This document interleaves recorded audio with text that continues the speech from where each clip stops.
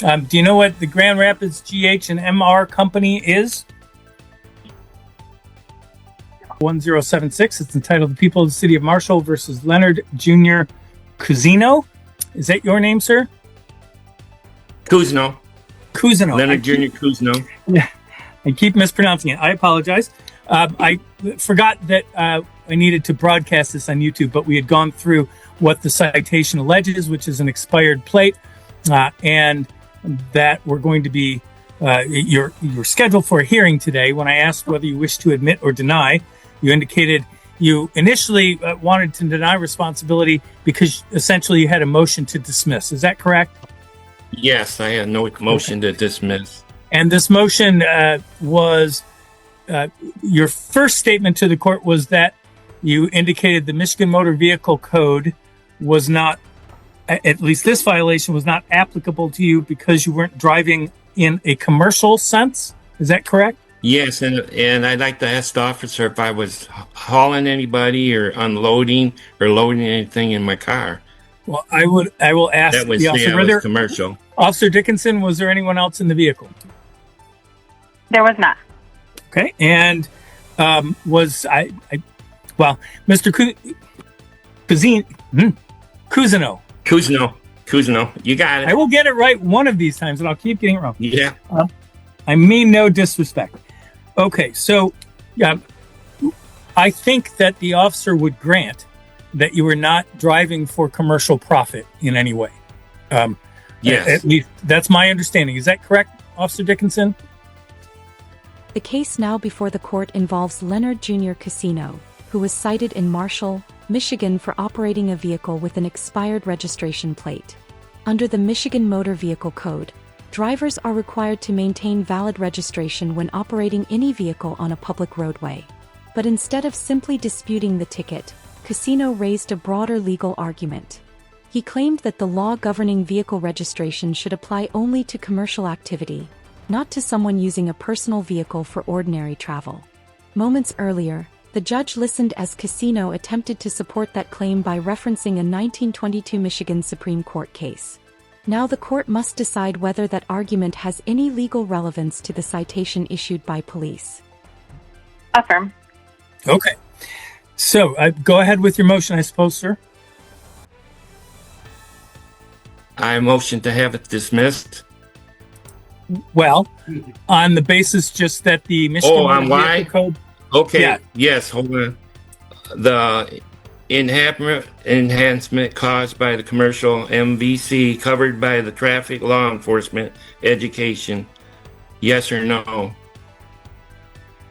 And then the Michigan Vehicle Code Act 300 of 1949.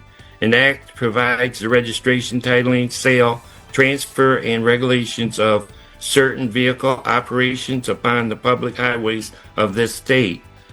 So the Officers Act clearly states that only certain vehicles are liable to the Michigan Motor Vehicle Code. Do you know the vehicles are liable to be regulated? Answer yes or no. All vehicles. Well, it seems like you're reading from a questionnaire, and it's I'm a reading flowchart of some sort. So the idea is, here's what I can tell you. Here's what I can tell you about the law. Okay. Yeah, it's about the law. Michigan Compiled Law 257.255, which is part of Public Act. Well, the Michigan Motor Vehicle Code. I can't remember the exact Public Act number. Let me get there. Michigan 1949 Public Act 300 applies to it applies to any motor vehicle being operated on a highway or other place open to the public. Whether it's for commercial purposes, for entertainment, for to reach a destination, for any purpose. If it's a motor vehicle and it's operated on the highways, Michigan Compiled Law 257.255 does apply. And the Michigan law does require that all motor vehicles, no matter what their purpose is. Well, it doesn't. Michigan's compiled law, the Supreme Court ruled not against that. What case was that, sir? Hold on. Let me get it here. Okay, quoting from Grand Rapids, GH and MYRY Company versus Stevens ETAL 219 Michigan 332 1922 at 337. Okay, what does it say at 337 there? On page 3037, what does the Michigan Supreme Court say? It says 337, a highway is a public way for the use of public and general passage and traffic without distinction. Star versus C&A Railroad Company, 4ZAP 597. The restrictions upon the use of only such as are calculated to secure to the general public the latest practical benefit from the enjoyment of the easement, and the inconvenience must be submitted to when they are only such as an incident to a reasonable use under impartial regulations. When the highway is not restricted, it is dedication of some particular mode of use. If that is open to the situation methods and cannot be assumed that these will be the same from age to age, or that new means a making way useful must be executed merely because their introduction may trend to be inconvenience or even to injury of those who continue to use road after the same manner as formerly a highway established for the general benefit of passage and traffic must admit the new methods of use, whether it's found that the general benefits requires them and the law should prelude the adoption of the use of the methods. It would defeat in greater or less degree the purpose for which highway are established. Okay, I am looking at that case. The first thing I would let you know is, do you know what the Grand Rapids GH and MR Company is? A railroad. Right, it's a railroad. So this is a case from 1922, 103 years ago-ish, and it's a case where the Michigan Supreme Court was essentially ruling about rules and regulations on a rail that's on, like a streetcar, essentially, a rail that's over a highway in an easement. It has nothing to do with a person traveling in a sedan in 2025 on a public roadway. I understand your argument. Do you have any other kind of cases that you think actually apply to this situation? Yes, here's another one. Each citizen has the absolute right to choose for himself mold and conveyance he desires, whether it be wagon or carriage. I understand. Horse, So motor. I'm not trying to be rude. I might be succeed. I'm trying to be more efficient. I think your argument is, please correct me if I'm wrong, that somehow At the heart of this exchange is a legal theory sometimes referred to as the right to travel argument. Supporters claim that because citizens have a constitutional right to move freely, government requirements such as licenses, registration plates, or insurance cannot apply to personal travel. Courts across the United States have repeatedly rejected this interpretation. The right to travel protects a person's ability to move between states, but it does not exempt drivers from traffic regulations when they choose to operate a motor vehicle on public roads. In this moment, the judge carefully explains that distinction. While Casino insists the law applies only to commercial drivers, the court clarifies that Michigan statutes regulate all motor vehicles, regardless of the purpose of the trip. The requirement that you have a registration plate on your vehicle is an impediment to the constitutional right to travel. Is that correct? No. Okay, what are you telling me then? Ordinary use on a public road. Nothing What about commercial. I didn't say anything about commercial. No, I said, are you trying to tell me that the law that requires you to have a registration plate is illegal because there is a constitutional right to travel? Yes. No. What? No. Right. Okay, what do you tell me then? Ordinary use of the public road. Right. What about ordinary use of the public road? A fundamental right.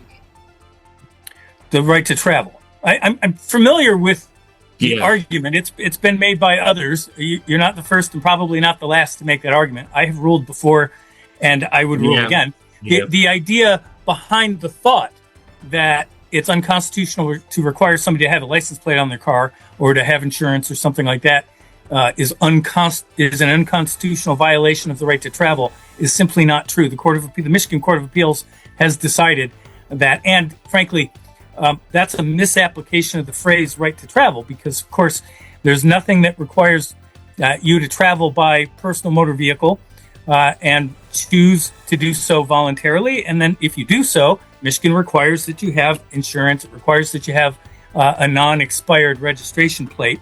You could still travel to Ohio or any place else you want. You could do it by foot. You could do it by train. You could do it by bus.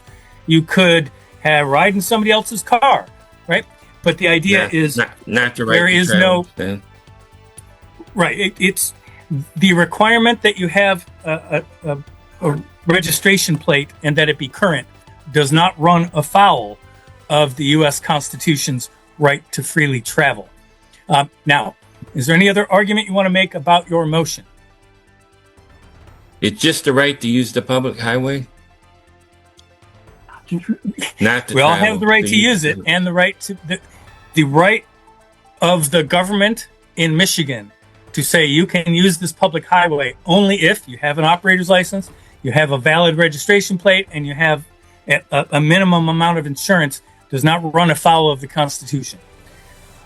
Yeah, that's not what I see the law says. That's why. I understand we may disagree, but frankly, the Yeah. court interprets the law, and that's why I'm here. So I'm going to deny your motion to dismiss.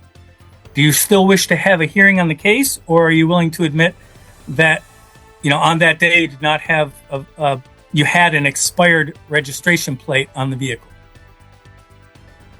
No, I guess I'll have to go to court. Okay. Well, here's how this works. It's an informal hearing. So what I'll do is I'll put both of you under oath. The plaintiff in the case, which is the city of Marshall, represented by Officer Dickinson, has the burden of proof. The burden of proof in a case like this is called by a preponderance of evidence. After I put you both under oath, Officer Dickinson, who has the burden of proof, will present her case first. There aren't any rules of evidence that we have to worry about. There is one rule about the presentation, and that is that the court can consider only evidence which is relevant. After Officer Dickinson presents her case, Mr. Cousino, you're going to Yes, you got it. present your Perfect. case. Finally, Yeah. you get to present your case. Again, you can produce anything into evidence that's relevant. And after both sides have Okay. presented their cases, I'll render a decision. Either side can appeal that decision within 7 days. Mr. Cousino, if you were to appeal the decision, then you would have to put up the fines, costs, and fees as a bond pending appeal. Do you understand the process at this point? Yes. Okay. Can you both raise your right hands, please? Do you solemnly swear or affirm the testimony you're about to give is the truth, the whole truth, and nothing but the truth? Officer Dickinson I do. and Mr. Cousino. I do. Very good. Officer, if you would begin, please. Around 7:57 a.m. on 4/25, I observed Mr. Cousino traveling on West Michigan Avenue with a green expiration date of July 2024 on his license plate. When I stopped him, he explained that it was in storage and that he didn't have the current registration and that somehow it got missed because he was moving because Ford was buying his house down in Michigan Ave. I explained to him that I had Lean in my computer, which is a law enforcement information network, and it's connected to the Secretary of State and updated as current as their system is, and they confirmed that his registration was expired, so I wrote him a citation under the Michigan Motor Vehicle Code 257.255 for expired registration. All right. Anything further you want me to consider at this point, Officer Dickinson? Look at the All right. screen. Mr. Cousino? Is there I'd like to anything? know where I didn't have a green sticker, I don't think, on my car. It's a military plate. Okay. Anything else you want to say? That's all I have to say, really. Except Okay. that, you know, Officer Dickinson, I guess I don't know what color the plate stickers were or anything else. Do you have a recollection about whether this was a military plate or not? I'm looking at my body cam right now. He does have a Army plate, possibly. Is it a state of So it Michigan does sort of look a little- commemorative plate that says that Yes, has the with like, the US Army symbol? decal Okay. on the right-hand side. So you're right. He had no sticker that I'm seeing at all. So I must have got the July 2024 date from the computer where it says the date that it expired. I'm mistaken. I did not see a green sticker. I'm sorry. That's all right. Mr. Cousineau, are you the registered owner of the vehicle? yes, Okay. And I take it your birthday is in July? yeah. Okay. Anything else you want me to consider, Mr. Cousineau? Just consider that I had an appointment to get everything, and you know, I just got it out of storage. Isn't Okay. there a leeway in that? No, but I will consider it. It doesn't change whether you're responsible for the civil infraction or not, but I understand why you want to say that, and I understand that predicament. Anything else, Officer Dickinson? No. All right. Well, I've listened very carefully to the testimony, and it's pretty much undisputed that the defendant was operating a motor vehicle on West Michigan Avenue back on April 25th of 2025, and from both parties, but the officer had testified that she noticed that plate had been expired. She checked the law enforcement information network. It indicated it was expired, and Mr. Cousineau has testified here today that it was a military plate. He had gotten it out of storage, and he had an appointment in the future for the Secretary of State so he could make that plate be essentially not expired. Given those facts and those circumstances, I do find you responsible. It cost you $700 to get that. Yeah, 700 and some dollars. All right. It was over And you- 700. And you went and paid it? Yes, yeah, I paid it when my appointment was up. Well, in light of that, I do find you responsible, but instead of assessing $110, what I'll do is assess $90 because I think the Secretary of State penalized you quite a bit financially. Yes, But I do obviously have to enforce the law as it's written. So what I'm going to do is indicate that I'm finding you responsible. You'll have to pay $90. Total fines, costs, and fees. Can you have that paid by July 15th, or do you need more time? yeah. I got to get to Battle Creek. I moved now, so I'm Well, ways away. I believe they have a way you can pay it online now, or you can pay it in the mail. If you use a credit card, yeah. if you use a credit card, they'll add a credit card fee. But do you want me to give you till the end of July? Will that help? Yes, they send a check to him, a personal check, or no? Yeah, you can.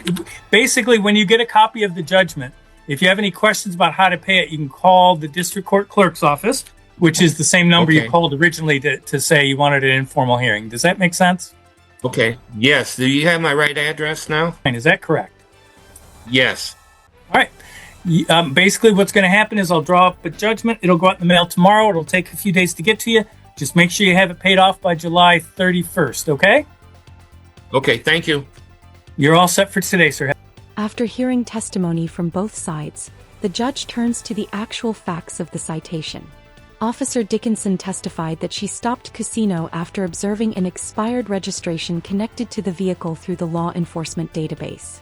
Cousineau did not dispute that the registration had expired, explaining instead that the vehicle had been in storage and that he later paid more than $700 in state registration costs.